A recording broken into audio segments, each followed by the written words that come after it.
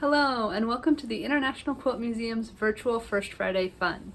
Today, we're going to be celebrating some of the animals that appear in quilts around the world, and at the end, we'll invite you to participate in a virtual hide-and-seek scavenger hunt. Let's get started. Quilt makers and textile artists around the world often use animals in their designs. Sometimes this is simply decorative or because the maker likes those animals. Other times, these designs hold special cultural significance.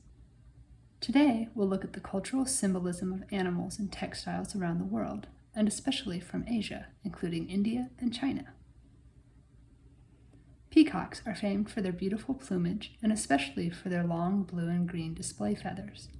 According to Hindu legend, the peacock's colorful feathers were a gift from Indra, the Hindu god of rain, thunder, and lightning, after the peacock shielded him from an enemy.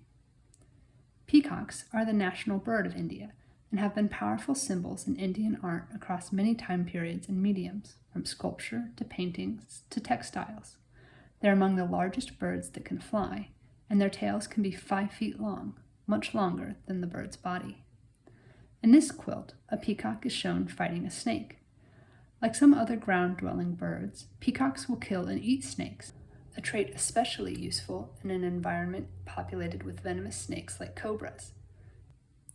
In different times, places, and religions, the peacock has been used to symbolize strength, wisdom, and royalty. Though the peacock is native to India and Sri Lanka, it has been introduced to many other countries around the world. Just as in India, its beauty inspires artists everywhere it's seen. Elephants are the largest of all living land animals. They appear in the art of many cultures, often symbolizing strength and wisdom. In Indian Hindu tradition, elephants are associated with Ganesha, a deity with an elephant head who is one of the best known and most worshipped of Hindu deities. Ganesha is a remover of obstacles, able to overcome any challenge in his path, and is considered a patron of scholars and artists. These two quilts, both from India, feature decorated elephants that may be temple elephants, who are sometimes decorated with paint or elaborate cloth covers. Temple elephants are captive elephants who are trained to participate in temple ceremonies and festivals in India. Horses are often known for their speed and strength as racers, as working farm animals, and as war mounts. The introduction of horses to a new culture often transformed how a society engaged in travel, hunting, warfare, and trade. The use of horses in Indian art is an interesting example, as they sometimes appear in locations where the artists and their communities do not own horses and rarely see them. Horses in India are highly prized for their rarity, because it is difficult to raise horses in large numbers in the wet climate, with few wide pastures to graze them on. Thus, horses were often raised in stables, with a careful and expensive diet, and available only to the rich. Horses appear in many Sanskrit epics, in recordings of Buddha, and in Indian folktales. In India, the horse became a symbol for power, beauty, divinity, and, because of its rarity, of inaccessible desire.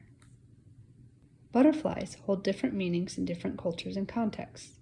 They may symbolize the human soul or human consciousness, or represent fragility, transformation, rebirth, or fleeting impermanence.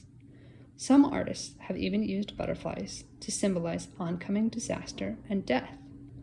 This quilt was made by Hopi artist Karen Lalo Tutsi. In Hopi imagery, butterflies are important symbols of beauty and rebirth. Butterflies are central to the butterfly dance in the fall after the corn harvest, honored for their role in pollination as well as their beauty. Across the world, butterflies take on a different meaning. The characters used to write butterfly in Chinese sound similar to the characters meaning good fortune and the elders. This similarity in sound has led to butterflies symbolizing good luck and long life in Chinese art.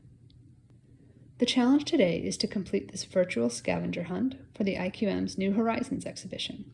From tigers and bears to llamas and dragons, the exhibition contains a menagerie of both everyday animals and mythical creatures.